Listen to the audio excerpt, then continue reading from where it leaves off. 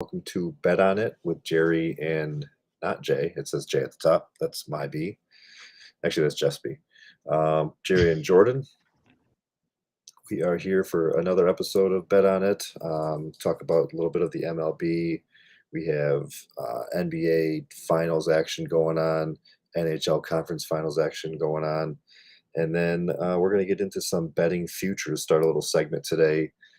Go for the next 4 or 5 weeks, or 4 or 5 of our segments we do every 2 weeks. So every 10 or next 10 weeks. And then basically break it down today, talk about quarterbacks, do running backs, wide receivers, maybe mix wide receivers and tight ends together, and then go over some team futures. But basically just talk about some betting futures that we like with the specific positions, different props that you can bet on, what we found here locally in New York, what they're allowing us to bet on, or what we just found overall that you could bet on. Maybe we can't get to it, but some different sites that we found different props on. So, but first, let's get into those non-football sports. I know before we started, you mentioned you had a couple bets for the MLB today. How you been doing past couple weeks? Good. Everything actually a lot better.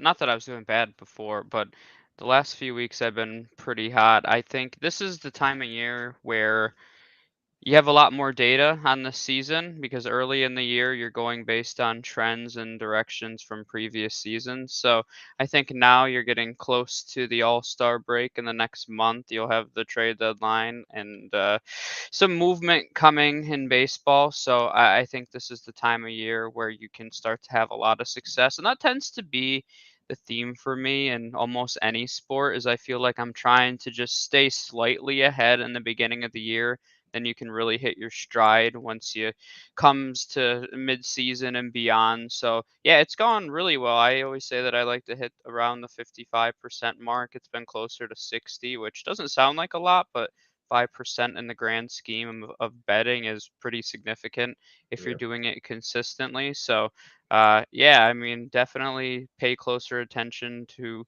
recent trends, how guys have been doing recently, riding some of those hot and cold streaks. And I think there's a lot of potential for. Actually, I was looking today. It looks like I only did three baseball ones. Usually I try to bet on every game every single day, but today I was kind of in a rush this morning. So I picked out three games that stuck out to me. And it looks like the last one is about to hit here. And it's a good example, actually, of using pitcher and batter matchup. So it was the Padres and Brewers, and the Brewers were pretty not heavily, but they were favored by 1.5. But Corbin Burns was pitching, and typically that's a matchup where you're going to pick Corbin Burns. But I actually took the Padres with the 1.5 because Joe Musgrove, who is pitching for the Padres today, has a under 2 ERA in his yeah, career against the Brewers batters. So that's one of those matchups from the outside. You're like, hey, I'm picking Corbin Burns almost every day, but I actually went the opposite direction. And as of right now, that game is 6-0 Padres.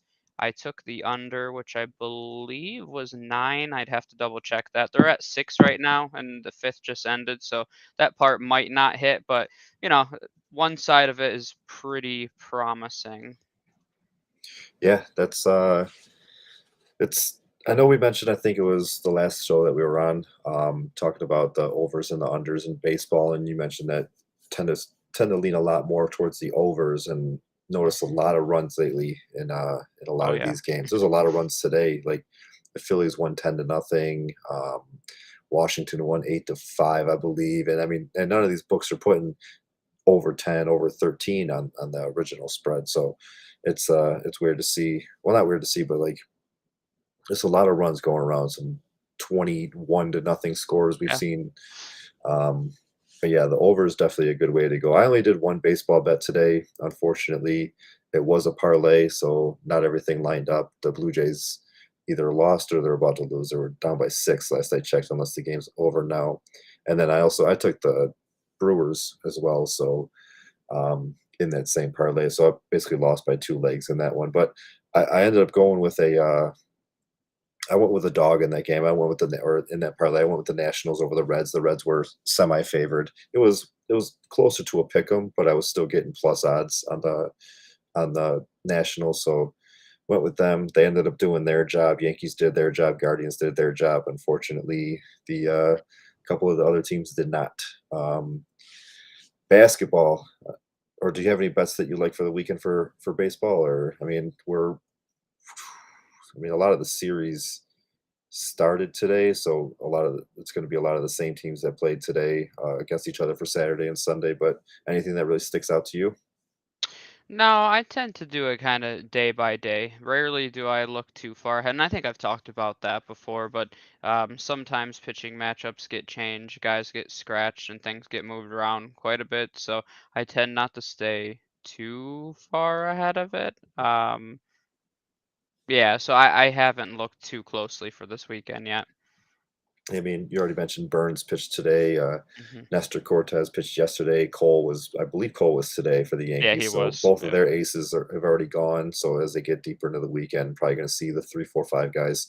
Um, but yeah, moving on. And Kyle said, "What's up?" So what's up, Kyle? How's it going? Hey. Moving on to basketball, we got the NBA Finals going on. I got somewhat of a little story for the way I Hmm. bet that yesterday, but of course, Boston took a 1-0 series lead in Golden State. That was Golden State's Hmm. first home loss of the playoffs so Yep. far. Um, and that actually ties into my what I did. So I like crunch some numbers.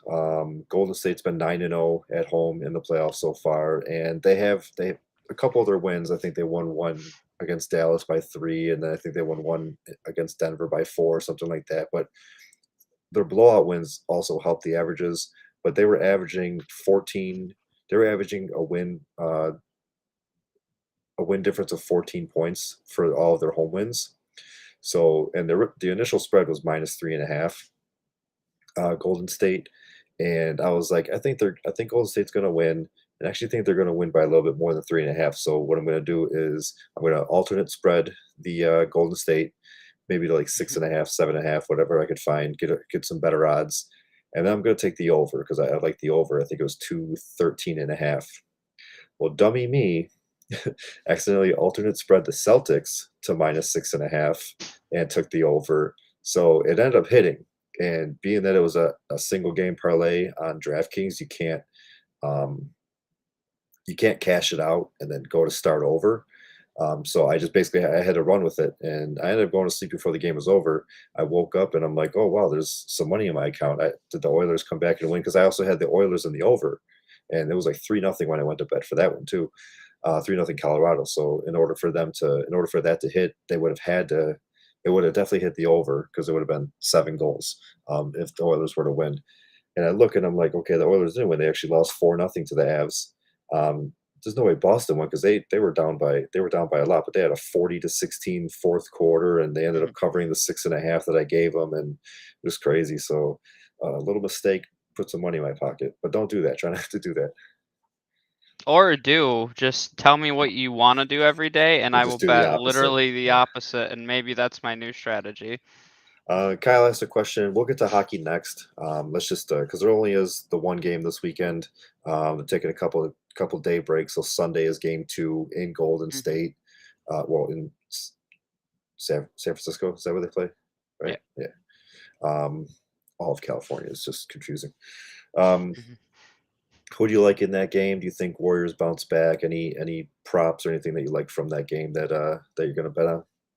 Yeah, I mean, I personally would be surprised. And I mean, you mentioned how successful they've been at home.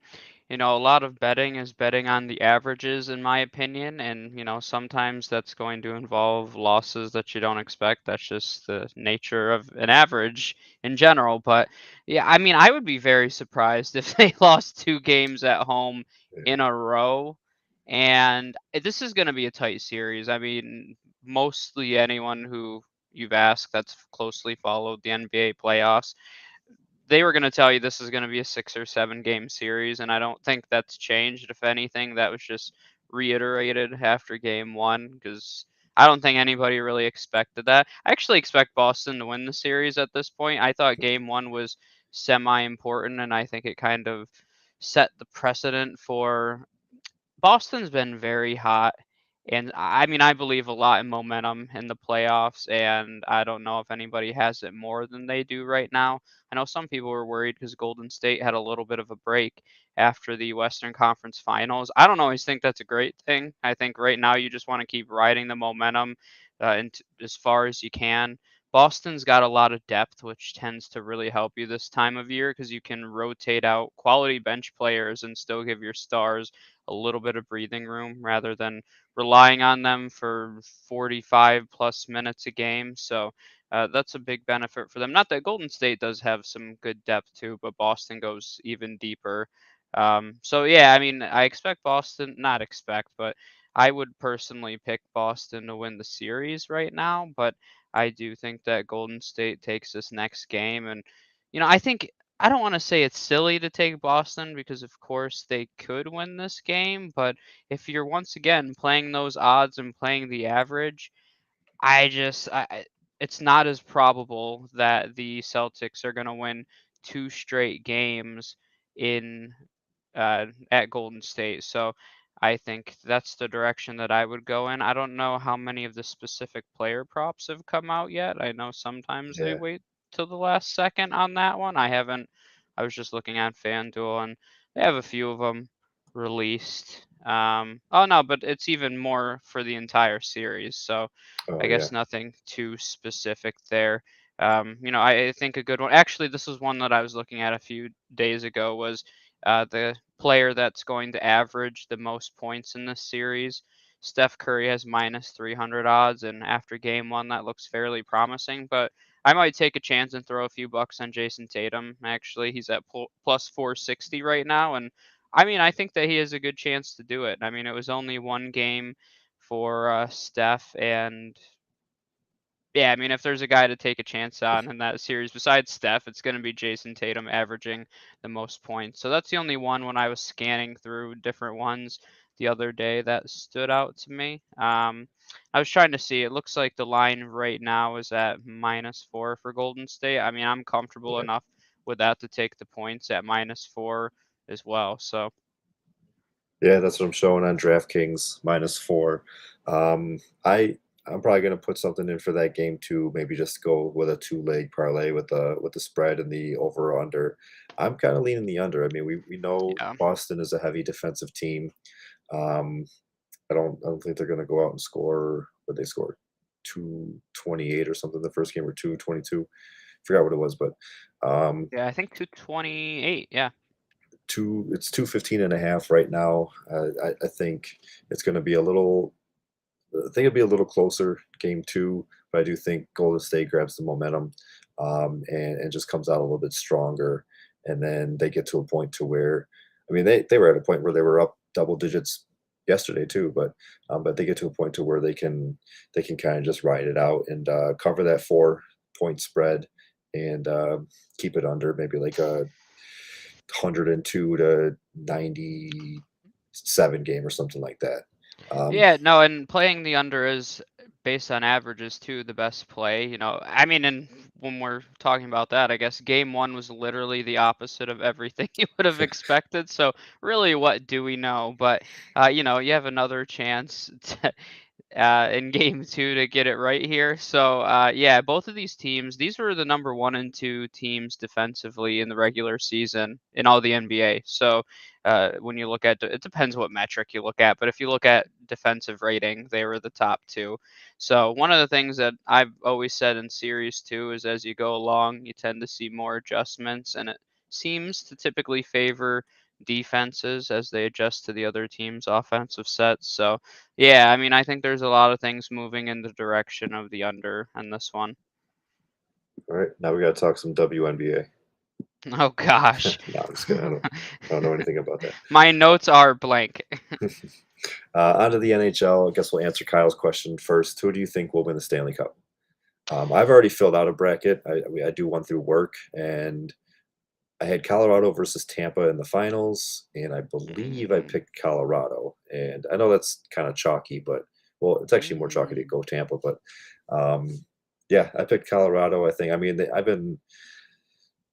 I don't. I don't want to call myself a fan, but I've always liked them going back to the Joe Sakic days and Forsberg days and all that stuff. And Patrick Waugh was one of my favorite goalies growing up. But like they're just always a fun team to watch. Watching them versus Detroit back in the day and those bloodbaths of games and playoffs.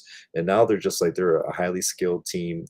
I mean, obviously the goaltending is on the Eastern Conference side right now with Vasilevsky and Shesterkin, or however you say his name, Igor, we'll call him, from New York. Those are the two better goalies, two of the best goalies in the league currently, just out of the 32 teams, but obviously they're the two best goalies left in the playoffs. Colorado down to their third string, at least yesterday, pitched a shutout though. They won 4-0, and but they got the heavy offense, they got the defense. Their six defensive players are, I mean, their bottom two could be a top two on a lot of teams in the league too. So the same thing could be said for Tampa too. I mean, Tampa's loaded with talent from top to bottom, and they have the better goalie. But I just think Colorado, they've put together a nice little roster over there. They've got one of the best young players in the league, and well, I guess he's not really too young anymore, but Nathan McKinnon, Gabriel Landeskog, one of the better players in the league. Cal McCarr is one of the top defensemen in the league. So I'm giving the edge to Colorado, even though goaltending, you kind of need goaltending to win the cup. I think it's going to go. I think Colorado, they're due, and they're going to take it this year against Tampa. But Tampa's not looking too good. Yeah, no, they're down 3-1 as we're talking right now, Tampa. So, um, I mean, as crazy it is as it is, I mean, when I looked at it at the beginning, I actually was leaning the Avalanche just before the playoffs even started. I mean, you just mentioned it; they're very well rounded, and I feel like they're one of those teams where, if they're not clicking defensively, their offense can make up for it and vice versa, which is kind of the benefits of being a very well-rounded team. A lot of people like Tampa just because of the experience there. I always say I believe in momentum, and nobody has it more right now than the Rangers. And if the Rangers can make it past Tampa, which, they have a pretty interesting shot if they win tonight, and I don't think many people gave them a legitimate shot. They said, this is a fun story, but this is where it ends here against Tampa. And I think I'd lean the Rangers right now for nothing more than pure momentum. I mean, it's sometimes everything clicks for a team at the exact right time. They're fun to watch. You can tell just not even being in the locker room that it seems like they have a good chemistry just from the way that they play. And this is actually, I've been watching this much more closely than I had previously over the last few rounds. So, yeah, I mean, I believe a lot in that. So I would probably lean with the Rangers right now, which is not what I would have told you a few weeks ago, but I believe a lot in momentum and chemistry, and they have everything going in their favor right now. Yeah, I mean, it's hard to believe that they're probably going to go back to Tampa down 0-2. Well, Tampa's probably going to go back to Tampa down 0-2. Yeah, it's crazy. Um, but just like the Warriors, we talked about having some time off. Tampa had a lot of time off in between the last round and game one. Kind of Mhm. came out flat in game one, and I didn't bet them, but I figured that they would go. I figured at least they would split these two home games here for New York. I figured New York would come out strong in game one. I didn't think it was going to be a 6-2 game. I bet that, but I bet the under. I figured that the Avs Oilers series were going to be all overs, and then this series is going to be most unders. Oh, think So again. so far it's an under right now. It's 3-1 with about 16 minutes left in the that changed pretty fast. 9 minutes left in the third. 3-1. The original over under I believe was 6.5. They got the Oh, live bet at 5.5 now. Um, but yeah, that's a series that is playing every other night. So they'll be going back to Tampa and playing on Sunday. Um, we got Colorado and Edmonton playing tomorrow night on Saturday, and Colorado took a 2-0 series lead, so they go back to Edmonton with a 2-0 series lead, and well, not go back, but they go to Edmonton. I guess they were never there to begin with, but um, over under for the live bet of 5.5, Jerry. I was looking at that. I was actually trying to see if I can take I'll Tampa bet plus it two and a right half. now live while we're on camera. You tell me what to bet, and I'm betting it. Go under. I Go. would. I mean, it's a minus 170, but Yeah, go Yeah, it's like under. Blake 132 right now. Oh, I'll now just it dropped throw. to 195. 195. Well, I But better hurry then. I was trying to see if I could do a little plus 2.5 and take the under parlay, but it wouldn't let me. Lame. I mean, if anything, I think the Rangers are going to score another goal, and that would cover the 2.5. But yeah, I think the safest bet out of the 4 live that you can do is the under 5.5, because that's 2 more goals that needs to happen. It's halfway through the third, but do it up. Yeah, I definitely don't love the -2.5 for the Rangers. That would probably be, or Well, I would have done plus 2.5 for Tampa, yeah, yeah, and even if they get one more, that still covers the 5.5. But they won't let you do both. They won't let you okay. parlay it. I have an odd amount in my. I have a weird thing where I like my account to have an even number, so I'll throw a weird amount of money on it. All right. Well, we'll probably still be on while the game ends, so let us know if you win or lose. Um, yeah, the Colorado and Edmonton series is the first game was really fun. I don't know if you saw any of that game, but it was Hmm. like they went through 3 or 4 different goalies in that game. Mike Smith got pulled like 6 minutes into the game. It was 7-3 at some point. I believe that was the most it was 7-3 at some point, and then it ended up being an 8-6 final. I think Edmonton got as close to 7-6, and then Colorado scored an empty net goal, made it 8-6. But yeah, they were Edmonton was buzzing. It looked like they were gonna tie it up and bring it to overtime, and that would have been a 4-goal deficit that they overcame. And then the next game, they kind of came out a little. I mean, Colorado came out strong. I did bet Edmonton and I bet the over because I Hmm. figured Mike Smith is going to give up a couple of goals, and Colorado's down to their third goalie, and end up being the under in Colorado. So everything that I said, bet the opposite. Um, but yeah, they go to Edmonton.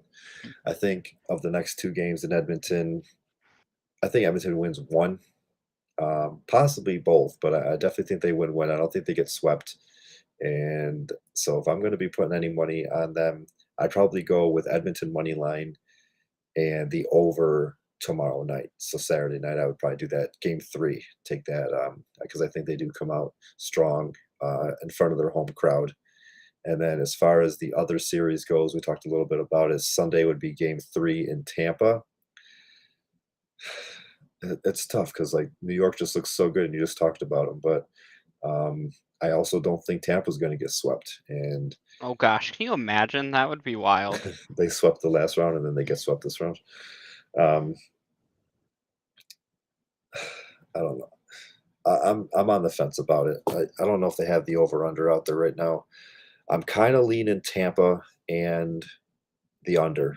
I think it's be a little bit closer. We finally see the Vasilevsky that we know of, but it's I'm if I were to put like a ranking on how confident I feel between the 2 games this weekend, I'm more confident in Edmonton and the over hitting than I am Tampa and the under hitting on Sunday.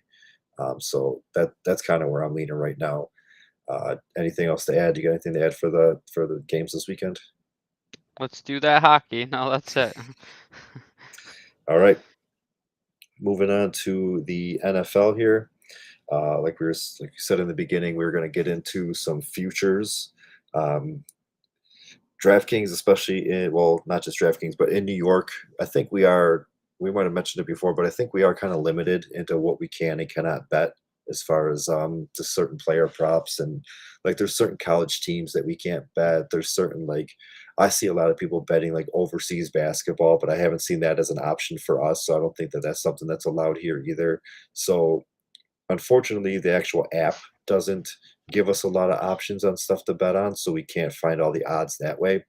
So I had to kind of Google search a lot of these odds. So they may not be 100% correct, and because I even like Caesars is an app that is allowed here in New York as well. But I went over to Caesars and I couldn't find these same bets on Caesars, even though Caesars has the odds on the website that I went to. Hmm. So we'll kind of just go over the odds that we have. Um, but of course, the availability is going to change based on your region, I guess, is what I'm trying to I'll get have at. to be your cross state line bookie pretty soon because Yeah, Indiana offers a Indiana, lot. yeah, they In- were one of the first states to fully legalize online gambling, so that might be a problem. But I will probably have access to legitimately like everything. yeah, Indiana, I always see different promotions for Indiana too, like just different. Oh dang, yeah, I hope I get some new promotion. That'd be cool. That'd be pretty cool. Or just there's a lot of. I think you only sign up to a couple different books, so just sign up to the ones that you don't have and get the promotions. Actually, I'm only signed up for FanDuel officially right now. And Points Bet is another app that's out there that has some of these odds on there, but I don't believe they're available in New York. I think I tried to sign up to them, but they didn't have them. I think they're only available in a handful of states. So, like I said, we got some odds here. Like for example, I couldn't even find any touchdown overall, like passing touchdown numbers Hmm. on any of the books at all. So I kind of just made up my own, and then we'll kind of like go over and see if we Are agree you with what I collecting came up with. money for this? Are you I live should, on camera saying you're a bookie now? yeah, I should be. Quit my day job. All right, so we'll start with the offensive rookie of the year. Um, Obviously, there are different positions that can win this award, and really as far as the quarterbacks go, there's probably only one really that has chances to win this award. If it's not going to be one of the rookies, I think this is a strong year for wide receivers to Hmm. possibly win the offensive rookie of the year. It just depends on which one. And but the odds that we got here, I found odds on DraftKings and on Caesars. You got Kenny Pickett at plus 500, Desmond Ritter at 1400, Matt Corral at 1800, Malik Willis at 2000, Carson Strong at 4000. He came in above Sam Howell at, well, no, he didn't really come in above Sam Howell because Sam Howell's 2500. So it would be Willis at 2000, Sam Howell at 2500, and Carson Strong at 5000. Of the six that I mentioned, I think we're both in agreement that Pickett has the best chances. He has the best chances to start out of the gate or see the most time this year. I guess he can miss the first couple weeks and still have a chance to take home the Rookie of the Year award. We kind of saw that a couple years ago with Justin Jefferson. He didn't technically miss the season, but he didn't do anything in weeks 1 and 2, and then put together a miraculous campaign for the rest of the season. Hmm. He didn't win it though, did he? That was Herbert that won it? Yeah.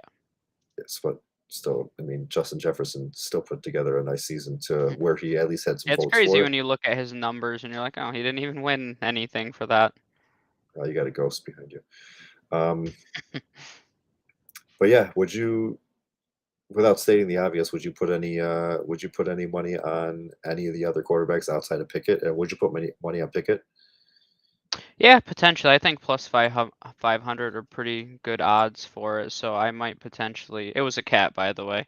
Um, just so you don't think my house is haunted. It could be, but um, if I was going to take a chance on someone else, I've been kind of warming up to the idea of Matt Corral having a really successful campaign. I think he is in a pretty good situation, honestly. I mean, the biggest obstacle for him will be when, because I do think that he's going to start at some point this year. I liked him coming in. I mean, Sam Darnold, unless he took some sort of miraculous pill to make him fantastic all of a sudden, I mean, there's no reason that the Panthers shouldn't give him an opportunity at some chance, whether or not Darnold goes down or is held. I don't think that should matter. And they have a really strong offense if he gets in there. So, if he finds himself in a position where he somehow starts 14, 13 games, somewhere in that range, I think he puts himself in contention. I mean, he has a strong wide receiver core. If Christian McCaffrey is healthy, he's got a great back there. So, um, yeah, I mean, I would you say he was plus 1800 right now? Corral, yeah, he was. Yeah, I believe he was 18. Yeah, man. I mean, at that, I mean, you throw 5, $10 on it just for the chance, or even less if you just want to throw some money on taking a chance on a few of those lower end guys. But I mean, I don't mind that at all. I know a lot of people, including yourself, are I don't want to say super high on Ritter's opportunity, but I like Marcus Mariota personally. I think he's going to get a lot of opportunity to be successful. I'm not confident that Ritter steps on the field this year, and I don't know if they have a reason to let him because this might be kind of a lost season, or maybe towards he's the kind of guy maybe he starts the last like 3 or 4 games if Yeah. Mariota is healthy, if he's healthy, which is always a question. But I mean, I thought he looked fantastic when he played for the Raiders, and I think that he is going to be very under the radar this year. So, yeah, I personally would take a chance on Corral because I could see the Panthers very early because they do want to win. They've kind of said publicly like Matt Rule, this might be his last chance to try to do something. So yeah, I think that he might have a quick trigger to try to just win games as creatively as he can. So I kind of like the odds for him. Well, Sam Darnold starts the season with a home game against the Browns, at the New Jersey Giants, and then a home game against the Saints. So you said 14 games. You could see Corral getting in there. That's the first 3 games of the season there. So Corral would come in, maybe do some relief duty against the Saints, and then he would get his first start against the Cardinals in Week 4. But I mean, depending on what's going on with Deshaun Watson and outside of like even Deshaun Watson, the Browns defense is still good, but that's a non-Deshaun Watson Browns is definitely beatable. But you got the Browns and the Giants in the first 2 games of the year. If you come out flat in those 2 games, if you're Sam Darnold, then I could see a yank earlier than even 3 games because I mean those are 2 very winnable games, Yeah. especially with the kind of defense that the Panthers are putting together and the offensive weapons that they have. And now maybe their offensive line isn't the greatest, but you got DJ Moore, Robbie Anderson, Terrace Marshall, Christian McCaffrey. And then on the defensive side, you got the corner coming back. I forgot he got injured last year, but I forgot who it was. Ryan Burns and just a solid defensive core that they got. They actually looked pretty good last year too. Hmm. So if Sam Darnold can't do it in the first, and the Saints are a little bit better, and their defense is pretty good too, so you can't really fault him in that game. But I mean, you're a professional quarterback; you should be able to go out there and and beat teams that you shouldn't. But he's got the Browns at home and the Giants on the road. He's got to come out pretty strong, or else that job is going to be taken over. Hmm. Um, and you kind of alluded to it. I do like Desmond Ritter for the same reason that you would put money down on Corral. I would put money down on Ritter just because it's plus 1,400. Basically, I think that of all the quarterbacks that are not named Kenny Pickett, I think Ritter has a good chance to see the field this year. Um, where I'm kind of hung up is Atlanta has a team that can be picking top 5 next year, and that's kind of like it's kind of like we haven't talked about it on this show at all, but me and you have talked a lot about it. But like it kind of reminds me of the Davis Mills scenario, right? Where Davis Mills was drafted in the 3rd round, um, to a team that is pretty bad all the way around, and they lost enough games to pick in the top part of the draft this year, and they decided to not go the QB route, and not at all actually. No, like they didn't even pick one in the middle rounds either. And so they're going into this year with Davis Mills. Now, is that what Atlanta's going to do next year? Are they going to go into it with Desmond Ritter or Mariota on another year, or are they going to pick in the top 5 and take one of those better quarterbacks next year, a Bryce Young or a CJ Stroud? So that's kind of like Hmm. it's kind of where I'm at with Ritter. He does have a little bit of draft capital. He was a 3rd round pick. It's not like he was a 6th or 7th round flyer. So maybe they do think that he could take over. And if Mariota isn't the guy right away, because he's not making a lot of money either. They didn't really sign Mariota to a huge deal. What's he on, a 1 or 2 year deal for less than 10 million? I mean, that's Yeah, I nothing was gonna for say I think it might be like 2 years, 20. So yeah, it was somewhere around there. that's not real starter quarterback money. That's kind of like what Mitch is getting in in Pittsburgh, and Pickett has a chance to start right out of the gate too. But um, I like Ritter. I liked him in college. I think he's got a strong arm. He's got some wheels on him. They got I don't even want to say they have a nice young core, but they're starting to put some pieces together. Drake London and Kyle Interesting, at Pitts. least, yeah. Yeah, they made some trades for some wide receivers so far this offseason with Brian Edwards, and Hmm. they brought in somebody else too. But so he's definitely got some weapons. I can if it's going to be a quarterback not named Pickett, I would probably put some money on Desmond Ritter. Yeah, and I mean, I like if I was gonna pick whose long-term prospects I like more, it would probably be Desmond Ritter. But yeah, I don't. A lot of that's going to hinge on what happens with Mariota, and I think he has a little bit of a longer leash than Sam Darnold because I think they're semi fed up with him at this point. I'm still shocked they haven't been more aggressive in pursuing, whether it's Baker Mayfield, Gardner Minshew, I heard rumors of earlier on. I mean, I think those would be much better options than Sam Darnold at this point. So I don't, things like that don't make sense to me.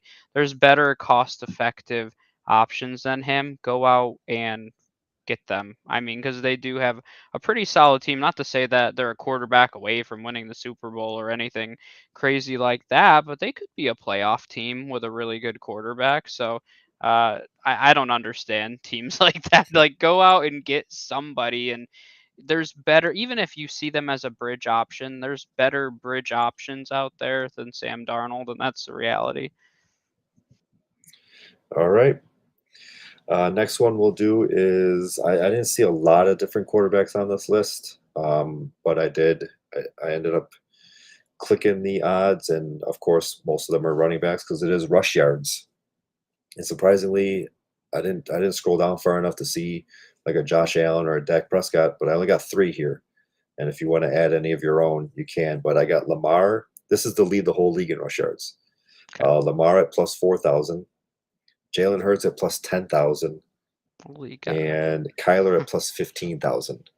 And then so that would put Dak and Josh Allen and Trey Lance and all them below plus 15,000. So would you throw any money on any of them winning the rushing title?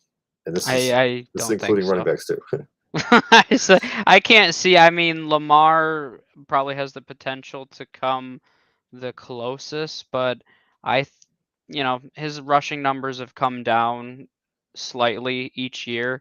I would expect that to be a trend that continues just because they have to be more balanced as an offense. They've become semi-predictable, and that's been a or that's directly led to their offense not being as effective. So I can't see them trending to being even more predictable. So I don't think I can. In even the Eagles last year, they were a very balanced attack. I love my boy Miles Sanders, but that's one of the reasons he's dropping in drafts so much right now is because Kenny Gainwell looks really good when he's on the field. You have Hurts, you have Miles Sanders. They brought back Boston Scott. They have a lot of talent there, so I can't see anyone. And I still think they should give Miles Sanders more of a load. And I'm not alone in that thought. I see things like that on Twitter all the time. He's legitimately probably the most underused running back in the entire NFL right now, averaging 5 yards a carry in his career, and he barely ever gets the ball. But I think this is his last year under contract with the Eagles, so we'll see what happens in the future. But yeah, I can't personally see Jalen Hurts. I mean, if we had to pick one, it might be Kyler Murray. I mean, let's say we're in a situation where um, James Conner goes down. DeAndre Hopkins is suspended right now. Maybe they lean on Kyler a little more, but I don't know. It would have to be to lead the league in rushing. I mean, you're talking a guy who's going to have to rush for. I At mean, least if there, 1,500, I I was think. like, if Derrick Henry has anything to say about it, 2,000 yards, but I don't think I can confidently say that. And once again, I mentioned earlier, a lot of betting is betting averages and trends and things like that, and it's never happened. So I wouldn't be confident enough to put even 5 cents on it. Yeah. All right. Are any of these guys leading their team in rushing yards? I think all three of them could. Yeah. I mean, I would say Kyler Murray in that case. Funny enough, I said he has the most boom potential. He probably has the least potential of that if James Conner plays an entire season. But I mean, I think that Lamar feasibly could do it, and I don't see any reason that Jalen Hurts couldn't either. Because you might see a situation there where 4 of those guys all run for more than 500 yards, and maybe Jalen Hurts edges them all out at 750 or I 800. think Jalen did it last year, didn't he? There was no other He 1,000-yard rusher on his team. He no, was over 1,000, I believe, he was close. I don't or know at if least he damn quite near hit it. close to it. Because he was, I mean, he only had 16 passing touchdowns. It was a top 10 fantasy quarterback. So a lot of it was with his legs. So he was either close or he did it. Um, Yeah, Lamar, 784. yeah, close. I rounded up. Lamar has J.K. Dobbins and Gus Edwards coming back, but you already mentioned that you could see like the running backs maybe run for 500-600 and then the quarterback run for 700 or so. So that would definitely lead the team. But unfortunately, that is not a prop that you can bet on. It Just a should little be. little fun little funness there.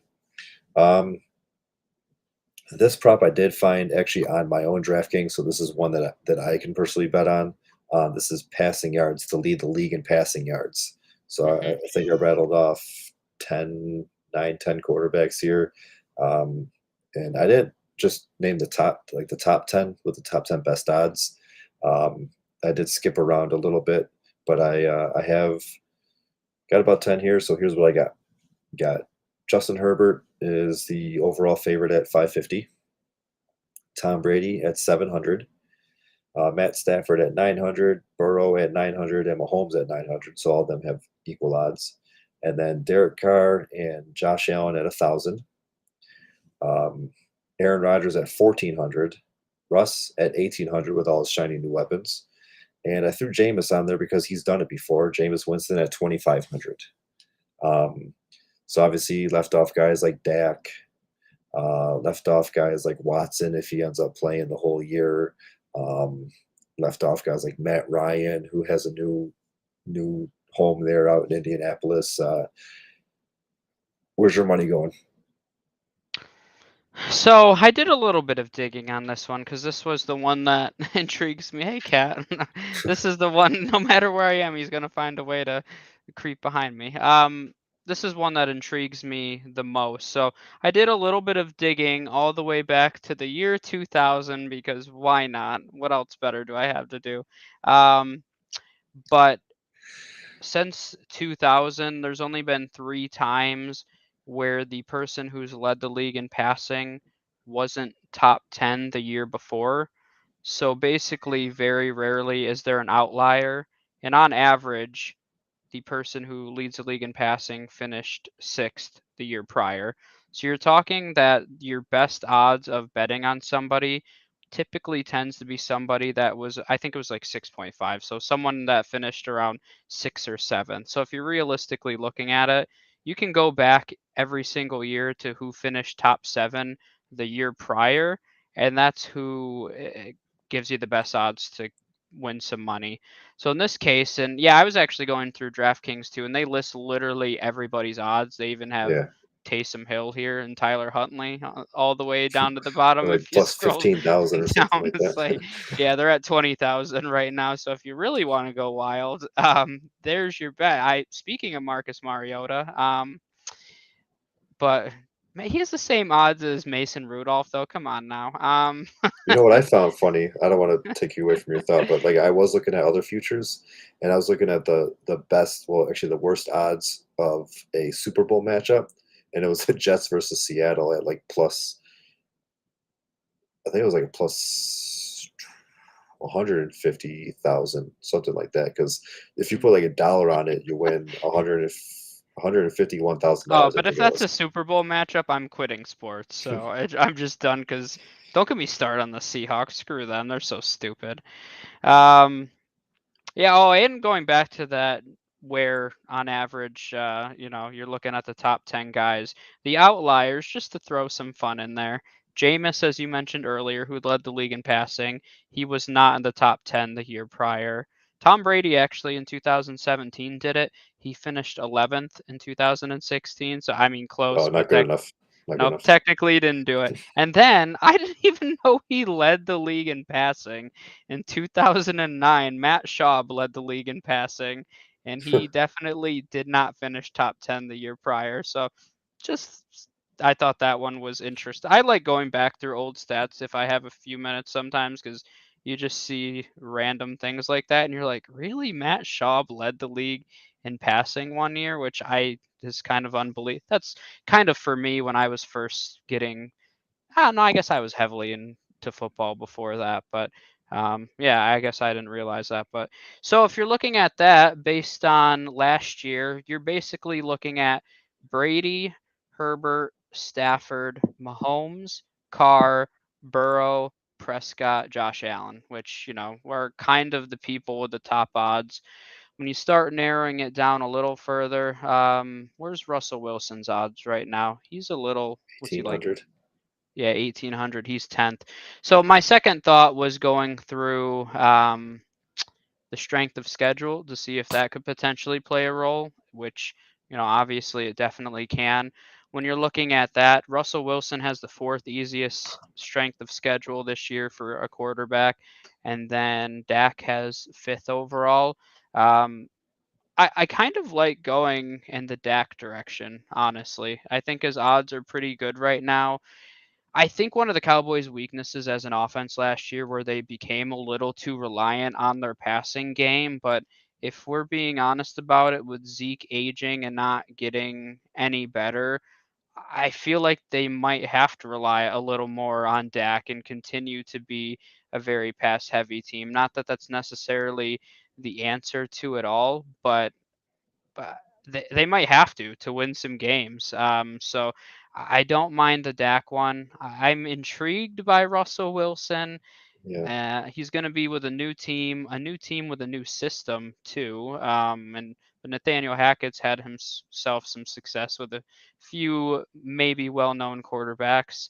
Um, so Russell Wilson does intrigue me, but I do think that that's going to be a fairly balanced offense. I think they have all those weapons and people are excited about everything Russell Wilson can do, but I really think it's going to be balanced. So that's not the direction I'm going to go in.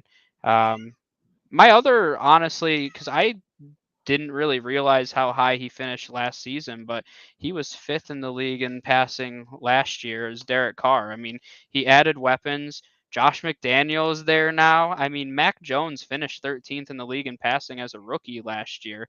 So you're talking more weapons, probably a better offensive mind at the helm. He's going to be in a division where there's going to be a lot of passing happening and a lot of Yep. fireworks. So I mean, I think that Derek Carr is one of my contenders to be where I would put my money. I would probably lean Derek Carr and Dak as my top two right now. Dak based on his strength of schedule, which plays a role into it, and he fits that criteria, like I said early on. So I think those would be the two that I lean right now. Yeah. I was actually thinking about Carr too. I like he's right at the cutoff of a plus four digit number, plus 1,000. He's at right now. Added Devontae Adams, Darren Waller should be healthy this year. Hunter Renfro is just a little monster in the slot. I think that they got the weapons to do it. You already mentioned that they're going to have to pass it probably a lot, especially being in that division. And while they did add to the defense, and I think this is one of the arguments against Dak, and one of the arguments against Russ, and one of the arguments against even Herbert would be that they may not have to pass a lot because the defenses that play for them are gonna keep them in games too. Hmm. They're not gonna have to be in a lot of shootouts. Um, Carr's defense is probably middle of the road. I mean, I'm not gonna say it's bad. We've definitely seen some bad Raiders defenses in the past, and Hmm. this isn't one of them. They brought some guys in. They re-signed Max Crosby, who's one of the better edge rushers in the league. They've definitely helped out that defense to compete with the teams in their division, but it's of the four in that division, it might. Oh, I mean, the Chiefs too, but it's definitely those two are going to be the bottom two, and there could be some points to go around and some passing that's going to be needed out of Derek Carr. Um, so he was my number one choice too. So Dak, he would like you could obviously tell he wasn't on my radar because I didn't put him in the players that we already talked about, and I didn't put his odds up there. Um, like losing Amari Cooper is going to hurt a little bit. Hopefully, we get another step from CeeDee Lamb. They brought in Tolbert. They drafted Tolbert. Gallup is going to be missing some time, I think, before he actually gets into the season, and Dalton Schultz. So they definitely have the weapons there too. I just they're probably like, especially in that division too. Like I don't see Dak needing to throw a lot in his 6 games just in the division. So you're taking away some yardage right there just playing against teams like Washington and Philly and the Giants. Like it just I lean Carr. If we were talking a player that, there's been a few outliers over the last 20 years. If this was going to be an outlier year, who do you think you would bet on? Outlier year, who would I bet on? I would probably have to go. I have one if you want to think for a minute. Yeah, let me think for a minute. You Okay. go yours first. Mine, I mean, I'm all in on him still. I don't.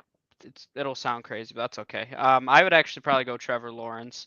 He's around the middle of the pack for starting quarterbacks right now in odds at plus 2,800. Um, I think that he has a chance to be really successful with Doug Peterson. Doug Peterson has had a lot of success with young quarterbacks. I'm not in the party that's given up on Trevor Lawrence. He showed enough to me in a really terrible situation last year to where I still think he can be one of the elite quarterbacks in the league. I don't know what's going on anymore.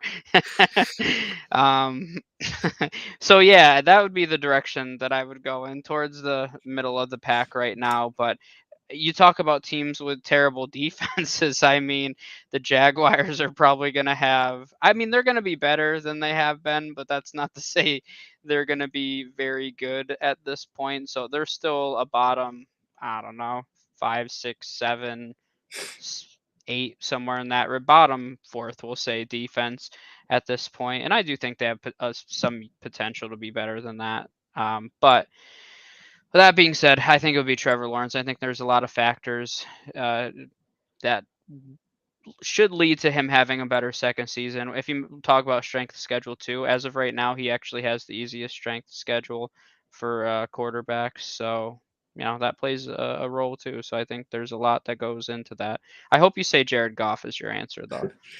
Trevor Lawrence is plus Davis Mills. 2,800. I just wanted to throw him Davis out there. Mills.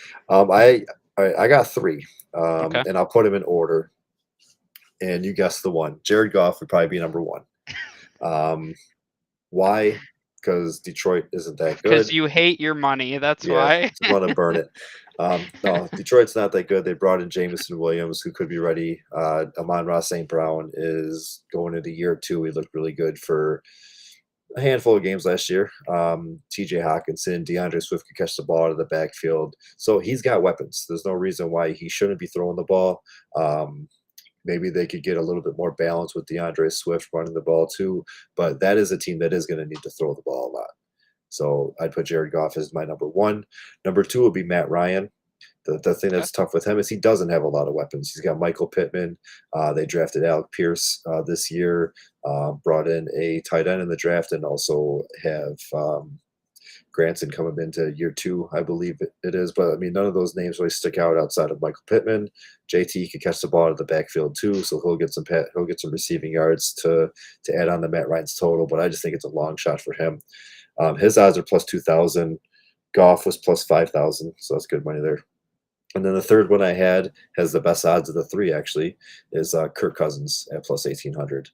Again, quite a few weapons there. We saw KJ Osborne have a little bit of success last year. Justin Jefferson, your top 3 wide receiver in the league right now. Adam Thielen, he missed time last year, but when he's on the field, he's really good. Irv Smith should be coming back this year. Dalvin Cook, another guy that can catch out of the backfield. So all these guys that I mentioned have running backs that can catch out of the flat in the backfield and add 400, 500, 600 yards to your quarterback's total. And then I mean, Kirk Cousins probably has the best weapons of the 3, and then Jared Goff, like I said, is going to need to pass the ball a lot. So, like I said, Goff, Matt Ryan, Kirk Cousins. Yeah, Kirk Cousins probably isn't just a. I don't even know if I mean, he doesn't fit that criteria, but I think he's definitely a good one to consider. Um, you have to. They're gonna have a new system. I mean, with Kevin O'Connell coming in, and Kevin O'Connell's been a part of some pretty potent offenses over the last few years. So depending on that offense could look a lot different this year. So we'll have to see if they they've been a pretty balanced team overall. We'll have to see if that leans a little more pass happy with the new system. But yeah, I mean that's probably not a bad chance at all. Um, I He's mean, got the there's same some, odds as Russ. So yeah, yeah, which is, yeah, that's kind of crazy actually when you dive into the specific the numbers. But you don't want to go for Daniel Jones under a new system. Nothing wild and no, crazy. Tyrod's going to take over halfway through the year. Okay, I mean he'll probably start at some point.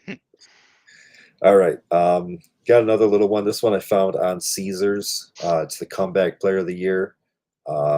They got some guys that were listed that had injury last year. They got guys that missed completely last year, and guys that switched teams and became starters for their new teams. So I got 7 here listed. We won't spend too much time on this one, but here's what I have. Jameis Winston, obviously he was hurt last year after about 7 or 9 games. He's at plus 600. Daniel Jones, who you just mentioned, is Yeah. at plus 850. Deshaun Watson at plus 700. Obviously, we know Uh, he didn't play last year. Marcus Mariota and Mitch Trubisky both leaving their backup roles to potentially be starters in their new roles, both at plus 1200. Baker Mayfield at plus 1500. And Drew Lock coming in at plus 2,500. And again, I found these odds on Caesars Sportsbook, not a sponsor. Um, any of those guys you think could be, I guess, state the obvious. If Watson isn't suspended, it's probably going to be him. And that's probably out of most of the players in the league. I didn't catch the whole list, and as we go through the different positions, I'll start being like, oh yeah, he did miss last year, I guess. But I would put Watson as the overall favorite just based on if he doesn't miss any time. I think that he's going to have a really good year, and he'll easily win the comeback player of the year. But outside of him, who do you got? yeah, I mean, what is this award even anymore? Because Derrick Henry has Oh, the he was best also odds. on the list too, but Derrick we're Henry not on has the running. best odds right We're now. not on running So backs right now. yeah, that's why I don't even know what this award is anymore. Derrick Henry barely missed. I mean, he missed time last year, but he almost had 1,000 yards. So Yeah. I don't actually know what the definition of this award is anymore. I wouldn't put a penny on Deshaun Watson, and the reason for that is I think he could pass for 20,000 yards this year, and I think there's going to be a stigma around him no matter what. I think there's going to be people that aren't going to vote for him to win a dime, and I do think that could have an impact on him winning any awards. That's just my personal opinion on it. And I've always been a huge Deshaun Watson supporter on the field, and I think he's been one of the most underrated quarterbacks in the entire NFL. And I love watching him play, and I always have. And I don't know. I think he's going to have a hard time this year. I think it's going to take some time for him to get rid of that stigma. So I don't personally believe he's going to have a good shot. Unless the voters and people that have any sort of say in this award are just going to completely get rid of any of that. But they've already gotten enough flack, the Browns as a whole, for giving them a huge contract. I don't know if the NFL wants a situation where they're giving this guy awards in his first season back after all these allegations. So that's my personal opinion on it. I'll probably shy away. Just based strictly on what's happening on the field, then yeah, I mean, probably of all these guys, he would be the direction I would go in. But I don't know. Something in my gut tells me that it just isn't going to happen for him. When you're looking at the rest of this list, honestly, I'm not that intrigued by anybody. No. I liked the landing spot for Mitch Trubisky in Pittsburgh initially. I really did, but I don't see him starting the whole year anymore, no matter what.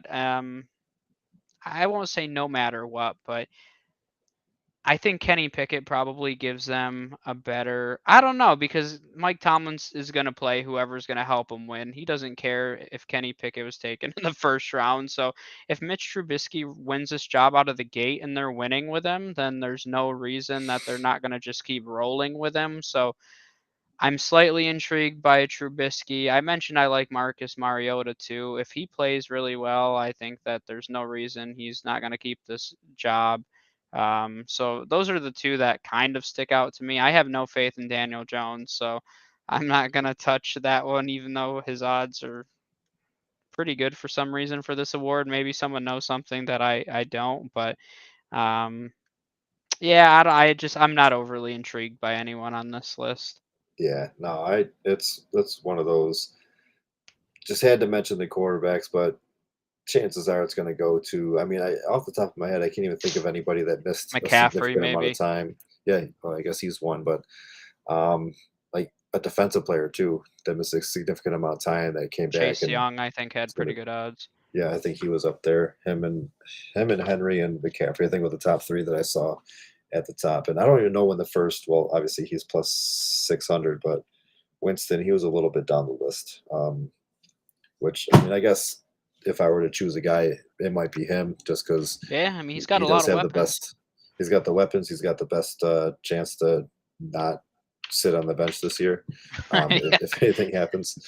Um, Unfortunately, I didn't see an MVP one. I don't know if you found an MVP one, but I got I don't. Offensive Player of the Year. If you Good want to, enough. talk about that. Okay, Offensive Player of the Year. So of course this would include all positions, but for quarterbacks, you got Mahomes and Allen at plus 1,800, Lamar and Rodgers at plus 2,500, and also Burrow. Herbert at 2,000 and Watson at 2,000. Kyler at 2,800 and Brady at 3,500. I know who my guy is. Um, I've been pretty much preaching him and his whole team all summer long. I think that if my Bills don't make if my Bills aren't in the Super Bowl, I think it's going to be this team, and that's Herbert and the Chargers. I think Herbert has their they did add a weapon. They gave him Gerald Everett, but they also, I mean, Keenan Allen. They re-signed Mike Williams. You got Palmer going into year 2, is it now? And Hmm. Jalen Guyton going into year 3 or 4. Eckler, who is an excellent pass catcher out of the backfield, brought in Isaiah Spiller too to kind of help out Eckler. A lot of weapons there for Justin Herbert. He's the odds-on favorite to lead the league in passing at plus 550. But I think that he's going to take a third year leap here and just be a dominant quarterback. And if we had MVP odds here too, he'd probably be my vote for that too. I think he's gonna. I think him and the Chargers are just going to be awesome this year. Yeah, I mean, I going back to the passing yards too. I would probably if you're throwing money on who's going to lead the league in passing. I know his odds are the best of any quarterback, but I'd probably still throw some money on him just to hedge my. I'm very big into hedging my bets personally. So if I'm taking Derek Carr and Dak, let's say I'm throwing $10 on them, I probably throw $10 on Herbert too. And either way, you win. If Herbert wins, I mean, you're still coming up in the positive overall on that bet. So because he does have a good shot, if we're being honest. I mean, that's why he has the best odds in the league. It's not an accident. So yeah, I don't think that's a bad one. I guess my biggest issue in general with taking a quarterback for Offensive Player of the Year is I feel like this award has become just the best non-quarterback award now. I feel like MVP at this point goes to Justin Herbert, we'll say, and then Offensive Player of the Year goes to Cooper Cup last year. It goes to a guy like Jonathan Taylor, whoever it might be. So that's my only issue with taking a quarterback for an award like this. I'd probably just rather bet on MVP in general, but if I had to go in a direction, I think Herbert was the first one that came to my mind. I'd also we Stolen. haven't yeah, we also haven't talked about Joe Burrow for any of this, which I think is semi interesting because the Bengals only what we kept saying they need to make their offensive line better, and then they went out and did that, which only makes Joe Burrow's case to improve this year even better. So you got to throw his name into all of these conversations. Honestly, he could lead the league in passing. He could win MVP. He could win Offensive Player of the Year. He can do all the above. So I think that based on where his odds are for an award like this, I'd probably have him up there as well. But yeah, those are probably the two names that I would kind of stick with right now. And I was looking at the MVP odds. I found them. It's pretty much actually, I guess the order changes. I'm toggling back and forth here, but it looks like the odds are pretty close for both of them. Yeah, and I think the quarterback's odds are a little worse for the Offensive Player of the Year, probably for the reason that I just said, is it's become not really an award that quarterbacks win. I'd have to look. I don't know over the past 10 years how many non-quarterbacks have even won this award anymore. But for MVP, you have Josh Allen, Mahomes, Brady, Rodgers, Herbert, Burrow in that order. It goes plus 700 for Allen, plus 900 for Mahomes, Brady at plus 1,000, Rodgers, Herbert, Burrow, all at plus 1,000 to 1,200, depending on where you're betting. So, Yeah, there's definitely bring up some good points with the award really being kind of all offensive players minus quarterbacks, even though it's an Offensive Player of the Year yeah, award. um,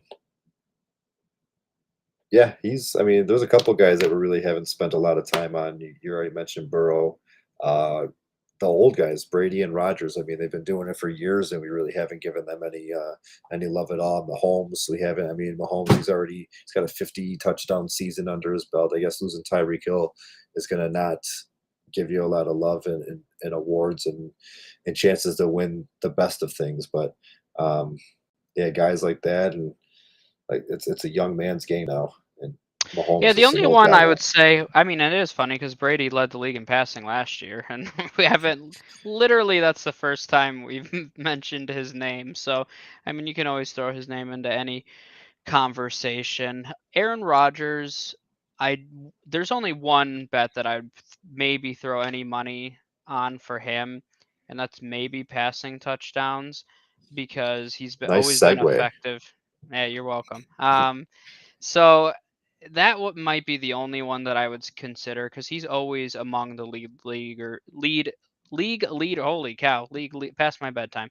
League leaders in passing touchdowns. He's been a very effective in the red zone, but I don't know. I mean, Devontae Adams being gone, I think, has a pretty big impact on why people aren't throwing great odds in his direction. But that offense has become very balanced under Matt LaFleur. He's preached that ever since he's been there. So I can't see him leading the league in passing. I think that would be kind of, I would be very surprised if Aaron Rodgers did. So, um, I mean, could Brady? I'm trying to think of a reason why Tom Brady couldn't lead the league in passing again, and I don't have a very good answer. And I would love to say, I don't know. I mean, They they brought in have more. Gage. They lost, well, not lost, but Godwin's probably missing a little bit of time. Not really sure who's playing tight end for him.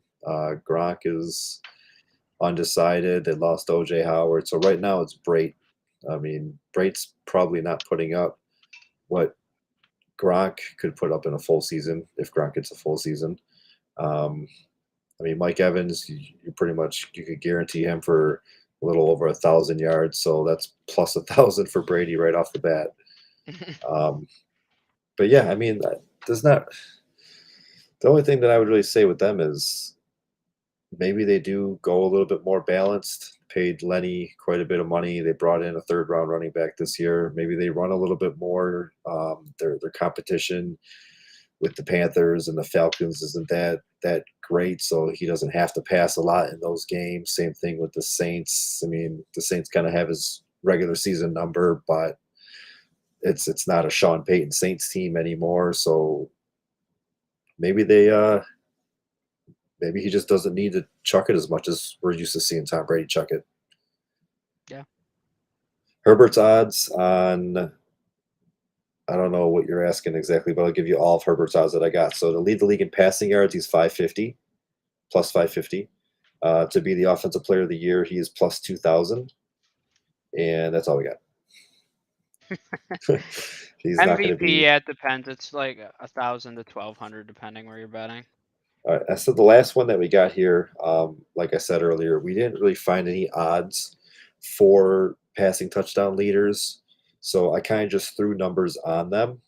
And what I'll do is I'll just go through them and you tell me if you think it's going to be over under. What I did find when I was looking through, get out of here, undo that. When I was going through when I was trying to find different odds, I did find like two different quarterbacks listed for passing touchdowns. I think Brady was one, and I think Wentz was the other one. And they threw a number on, and the actual odds that they gave you was minus 110. Hmm. So we'll just go as if all these are minus 110, and you're throwing like $100 on them. So tell me if you'd go over or under, basically. Ready? Is this like rapid fire, or am I talking about a reason? You could talk about them if you want. I Oh, mean, we're at what, an okay. hour and 10 minutes. Let's go. Let's go another 2 hours. Yeah, why not at this point? I took All a right. nap just for this occasion, so So all I did was I just basically took the top 10 touchdown leaders from last year. So like Russell Wilson isn't on this list because he didn't lead. He wasn't in the top 10 last year. So we'll just go with those top 10. Of course, the top 10 is probably going to change this year. But see maybe 5, 6 of these guys in the top 10 this year, and then the other 4 replaced with new guys. But we got Tom Brady at 38 and a half. He's in his Bucks career, he's hit 40 both times. So do you think he goes over or under? yeah, no, that's one right off the bat. I was like, that's not a bad number, honestly. I would personally foresee them. That's another good example of they became too predictable last year, just being very pass heavy towards the end of the year, especially. So I think I would lean under right now. All right. We got Matt Stafford at 34 and a half. He is, let me bring up the stats from last year just so I can. He's going into Yeah, year 2 with his team, the Rams. you He had to had bring that stat up to make sure he's going into year two. no, I knew that. I No, just didn't know I'm what he just. had. I It didn't was know what like he I had last had to year. look it up, and it's year two. So Yes, it's I it's can. so the number that I gave him is a little bit under because I think 41 last year is a little bit of an anomaly. He has hit in the 30s a couple times in his career, but so I got Stafford at 34 and a half. Yeah, I mean, I'd go over on it. I mean, you mentioned the 41, and we had this conversation about Cooper Cup. I don't know. It wasn't that long ago, maybe a week ago. I mean, as much as I won't say he's going to repeat what he did last year, I don't really see any reason that he can't. Plus, Allen Robinson coming back. I know the running game should probably be a little more balanced, especially with Cam Akers presumably being fully healthy, but at 34 and a half, I'd feel pretty confident. If you're going to make me say a number that makes me really start to think about it, probably same around Brady, that 38 and a half I could see, but yeah. All right. We got Gerson also in the chat here. He's given us his answers too. He's going under on Brady and over on Stafford. Smashing the over on Stafford. So I should bring those numbers up a little bit. We got Herbert at 36 and a half. Year 1, he did 31. Last year, he did 38. Yeah, I would definitely go over on that one. I'd be interested to see what the line would be on that one, but I see 40 in his future. He's a guy that I think he could lead the league in touchdown passes. And I mean, he could so, lead the league in everything, so. yeah, he's just got great hair too. Um, we got Dak Prescott at 32 and a half. Losing Amari Cooper. What did he do last year? Yeah, I That was was curious what his exact number He is. did I was like, I think, 37 last year. yeah, I was gonna say, yeah, I would say that's higher for me. You're going to go over on Dak? I'm gonna go over. Yep. All right. Patty Mahomes at 36 and a half. Obviously, he lost Tyreek Hill. He did 37 last year as well. Yeah, I mean, I don't know if it's so much as, and I've mentioned it a few times these uh with these guys, but I feel like they're going to be a little more balanced. So that's actually probably not a bad number because you're basically deciding is he going to be at or above what he was last year, or is it going to make that much of a difference with Hill gone? Are they going to change their offensive philosophy at all? So I'm going to hesitantly go under on that one, Go but under. that's a You good don't think that number. MVS and Juju can make up for what Hill did? I mean, potentially. I don't know if touchdown wise they can. I think yardage wise, you're not going to see a huge difference for Mahomes, but um, yeah, I'm gonna go under. All right, and then just catching up on a couple. Gerson says over on Herbert, depending on his offensive line. Dak under, which we had, 32 and a half. And then offensive line will be an issue along with offensive arsenal. I don't know if he's talking about Dak or Mahomes with that one, but did Sky Moore die? I don't think so. I didn't see about it in the news. No, they, they got he's got weapons. I mean, like I'm still pretty high on Mahomes. I don't like everybody is thinking that because Hill's there, he's going to have a huge drop off, and I don't like it. I think actually Mahomes could be even better because he's not locked in on just Hill and Kelsey. Maybe he'll be locked in on Kelsey, but um, Yeah, I do think it's not going to be as bad as people think. I think that the reason I don't mind Sky Moore long term in Dynasty, but I think he's going to disappoint people in year one, and I might regret saying that, so that's fine. But I feel like the way that they're going to replace uh, Tyreek Hill is just by spreading it around. So the combination of everybody that they brought in, and throw McCole Hardman in there. I'm not gonna say that he's a stud, but he's still hanging out around there too. So I think between the combination of 3 or 4 guys, they're gonna be able to replace Tyreek Hill, and the love's gonna get spread a little bit behind. Travis Kelsey's gonna have 10,000 targets, and yeah. besides him, I think you're gonna see a lot of guys kind of clump together pretty closely. Number for Mahomes was 36 and a half. Um, and it's not like I said, it's not like KC is replacing Hill with bums like Atlanta's replacing Ridley Ums. and Julio. It's like they brought in Juju, who was great when Antonio Brown was there, and he had a decent year when Antonio Brown wasn't there. They brought in Marquez Valdez-Scantling, who can stretch the field. It's like I said, they're he's got some wide receivers. They're not Tyreek Hill, but they're good players. Good players. All right, we got Aaron Rodgers at 38 and a half. You already alluded that you could see him possibly leading the league in touchdowns this year. He had 37 last year, and he also lost his number one target Hmm. Yeah, and that I think is the biggest impact for me is their red zone philosophy. Um, and his number two target lost MVS. well, yeah, that's true. Um, I could see their philosophy changing in the red zone a little bit, especially with having. I mean, Aaron Jones has always been a threat there, but maybe they start to use AJ Dillon there a little more. He only had 5 touchdowns last year. I would love to bet on AJ Dillon's touchdown total, depending We'll do on that what on the that's next at. show. But will we? I feel like that's not. He's way down the list, but um, yeah, so I could see I don't that's a number. If that was the number, I don't think I would touch it, honestly. I think that would Yeah. be enough of a toss up where I'm kind of leaning the under. Um but I don't know. I mean, the last 2 years he's been over that number, but I don't know. That's a tough one for me. I think I'd slightly lean the under, but if those were the sometimes I see odds and I can't really pick a direction that I'm in favor of, and I just stay away from it, and I think that's okay too. All right, we got the guy who looks the best out of everybody in shorts, Josh Allen, 36 and a half. He had 36 last year. Um, Lost to Beasley, gained to Crowder. Diggs is going into year three with the team. Gabe Davis is coming off that 4 touchdown game in the playoffs, and he should be a strong number two. Brought in OJ Howard, got Dawson Knox. So he's got weapons all around. Brought in James Cook, 36 and a half for Allen. Yeah, that's a tough one. I'd be curious to see what you have to say if you think that offense is going to be more balanced than they were last year.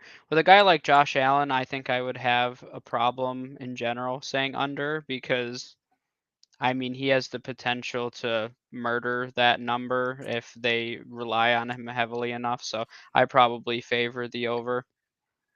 Yeah, I'm smashing the over. He's getting 50 this year. It is just Just passing, passing. just Yep. passing for this one. And that's typically how they do the odds. Yep. They would have a separate odd for the rushing touchdowns. Joe Burrow, 35 and a half. He was at Over. 34 last year. You're taking the over? Yeah. You already have that one all set up, huh? Everybody's going to have 40 passing touchdowns this year. They're gonna break some records. Yeah, I mean, there's no reason why he can't. We already talked a little bit about him. They beefed up that offensive line. Didn't really lose any pass catching options. They actually brought in a better tight end than what I think they had. So he's got some weapons all the way around there. There's only 2 guys that passed for 40 touchdowns last year, so not everybody. What was it Stafford and Brady? Yep. Kirk Cousins was number 9 last year at 30. Well, he had 33. I got him at 32 and a half. I would go over. I think I have faith in Kevin O'Connell coming in, and maybe that's bias, but I mean, so far so good with a lot of McVay's prodigies. So I would say over on that one. Yeah. And then the only reason he's listed on here is because he came in at number 10 on the list. Carson Wentz, 29 and a half. He had Oh, 27 last year with the football team. No, he's with the football team this year. 27 last year with the Colts. okay, okay. You saved yourself. I forgive you. Um, Carson Wentz. God, I didn't think I was gonna have to talk about Carson Wentz. Well, tell next time, tell Russ not to get hurt and tell Kyler not to I get was hurt. gonna say, what's your They'd be in the number 10 spot instead, yeah, because he was 11 last year. I'd probably go the under. under 29 I and a half. Yeah, I don't have faith in that offense. So All right. Before we wrap it up, I mean, Gerson says Allen over, Burrow over, Cousins under. We had Cousins at 32, Burrow 35, Allen 36. So I think around what you said. Um, do you want to throw numbers on Russ, Kyler, and Carr, and maybe Ryan? See, do a little bit of your own here. yeah, I mean, yeah, it's interesting looking at the stats from last year. Russell Wilson's line, I believe, will be way too high. I think people are going to be surprised by the balance in this offense, personally, and I'm probably going to be way off on it, and that's fine. But just based on what I think Hackett's going to bring, I think there's going to be a lot more balance than people are anticipating. So you're probably going to see this be at, I'll throw. Let's see, if he was going to finish in the top 6 last year, that was around 37. So I'm going to say 34 and a half. 34 and a half. I'd probably go I'd probably go under, but I think it's going to be close. I think he'll be right around 33, 34. But I mean, because I think not that I think, I know they have a solid rushing game. Javante and Melvin Gordon could both do it on the ground. He's not going to really need to pass as much. I mean, he's in that division that we've mentioned the 3 opposing quarterbacks a lot of times in this show already. But it's they're more balanced. I don't think he's going to have to throw that much. So I'd go under 2. Yeah, and I'll be interested. That'll be a line that I'll probably follow really closely when it comes out, and I'm disappointed that it's not. But yeah, Gearson, it looks like kind of agrees with me too. Just he said smash the under based on the hype. Yeah, I mean I think that's gonna have a huge impact on the lines here because they're really basing the odds, if we're being honest about it, on trying to get people to bet in a certain direction, so that way they're winning more as You'd a essentially casino. need basically 2 of the guys to go over double-digit touchdowns, and, I mean, it's definitely possible for Cortland, but do you think Judy or Albert O or Tim Patrick are gonna be in double digits? I could see him more around, like, the 6, 7, 8 range. Yeah, no, I'd agree with that. Spread the love a little bit. All right. Kyler Murray. I'd probably go, we'll say 32 and a half for Kyler. 32 and a half. I would probably go with the under, but also, again, just barely around, like, 30, 31, maybe even 32. Hopkins is out the first 6 weeks. Hollywood is going to have a solid first 6 weeks. But as much as like they don't want Kyler to get hurt, I think he's going to still do a lot of damage with his legs. He's still going to take off at the ball. Um, and I see him like just breaking the 30 touchdown rate. What was he not last year? I want to go check what he was the year before. He's never been above 26 touchdowns. So Okay, so yeah, I mean even 30 I guess would be a little far fetched, but I would say around like 30, 31. So I'd go under. okay. And Derek Carr, what was Derek Carr's career high? Let's see. The one year where it's like I want to have a good one for you to really stew over here, even though you're probably just gonna go over because he's passing for 70. 32 75. touchdowns. Yeah, it was his career high. All right, we're gonna go. Let's see how high we can go here. I'm just gonna say 33 and a half. I'd go over on that one. 33 and a half, give him about 4,700 passing yards. I mean, you gotta, yeah, over car smash it. I'm with you, Carson. You gotta count Devontae Adams for at least 12.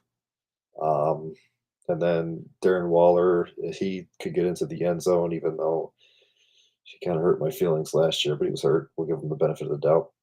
Uh, Hunter Renfro, Josh Jacobs could catch the ball in the backfield. But yeah, I would go over. I mean, 30. Would you say 33 and a half? Yep. That seems a little low too. I mean, even if it was at like 35 and a half, I might barely take the over. I wouldn't smash that, but Dang, you're going all the yeah. way. You're smashing the over on his Derek Carr, career he's gonna high. put he's gonna put his eyeliner on every Sunday and he's gonna come out strong. I agree with you, but yeah, I don't. That'll be another one.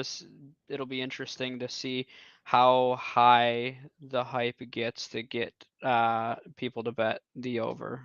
I think he'll be another case. You know, Vegas is gonna make us think. These are our numbers. Well, I'm just probably gonna close my eyes and do it. That might be just the best bet, or I'll ask you first and do the opposite. So Yeah, exactly. So Derek Carr's only throwing for 20 touchdowns next year. Derek Carr might not even start next year. What do I know? Well, they don't have Peterman, so he's got to start. No other options. Yeah, I'd go over on Carr. And then, did you have one for Matty Ice? Oh, that guy. Yeah, he plays football. Let's see. How many did he had? 20 last year. Dang, he was only at 20. Wow. Yeah, well, Pitt's only caught like one. Yeah. Okay. Well, he's got some better red zone. Well, I guess not really. He's got one guy now. Let's see. We will go with Carson Wentz is at 26 and a half. Whew, all right. Carson did 27 with essentially the same guys. Yep, that's why I put it there. um, I'll go over. I'm not confident in it. I'll go over. I'll go about 28. I I want think you to say that again, but with more authority this time. Matt Ryan is going over 26 and a half touchdowns this year. Yeah, I'll go over. 100%. Gerson wants us to answer Justin Fields You can't over ask me a Justin 21. Fields question. I'm Over 21 passing. You go first. You're a big Mooney guy, huh? I mean, Mooney's my boy. I mean, Justin Fields is the Bears are gonna ruin Justin Fields, and I don't want to talk about that because I don't like crying on camera. But I don't. I'd probably go over. I think that they're gonna have to the Matt Nagy effect of not being there, I think, is going to have a huge impact on him. And even towards the end of last year, if you really watched Bears games, which for whatever reason I did, just because I love Justin Fields and I still have faith in him, but they started being a little more aggressive with letting him pass the ball downfield, and he started having a lot more success. So if they let him just let it rip and stop holding him back, I think that he has the potential to have a really big season. Not big, I'll say a nice second season. Not worse than last year, not that it can be much worse. So I would personally go the over on it.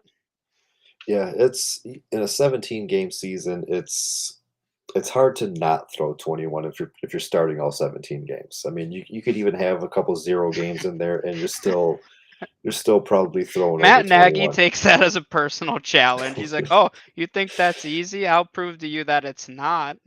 Like, I mean, I don't wanna say that I think Mac Jones is more talented as a passer than Justin Fields, but, like, Mac Jones comes to mind when we're talking about passing touchdowns, and if Mac can throw for 24, 25, 26, I think Justin Fields can also get to that number. We know Montgomery's a good pass catcher out of the backfield. Darnell Mooney is good. They brought in Yeah, I would love to hear Byron this. Pringle. They brought in Byron Pringle, and Yeah, that's a problem that's their biggest addition. and Cole Kmet going into year 3 now, is it? Should take a tight end leap.